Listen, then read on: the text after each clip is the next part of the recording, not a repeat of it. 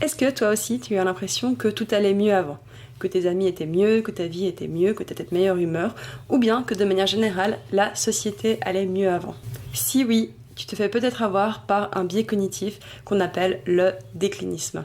Mais alors, le déclinisme, c'est quoi? Je vous explique. L'être humain est fait pour repérer ce qui va mal dans son environnement, plutôt ce qui est négatif. On appelle ça le biais vers la négativité. Par exemple, si on vous met un tableau avec plein de choses très jolies, des arbres, des fleurs et une grosse araignée, il est très probable que vous remarquiez l'araignée avant tout le reste. Et ça, c'est super bien, parce que dans l'évolution, ça nous a permis de survivre.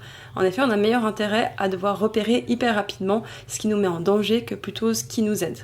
Oui, parce que le tigre à dents de sable, t'as un intérêt à pouvoir le capter rapidement. Ça fait qu'on trouve parfois un petit peu notre vie nulle actuellement.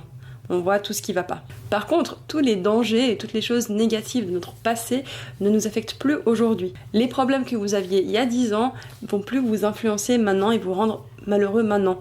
Donc il y a de fortes chances pour que vous vous mettiez à les sous-estimer par rapport à des vrais dangers ou bien des vraies choses négatives qui vous arrivent dans votre quotidien actuel.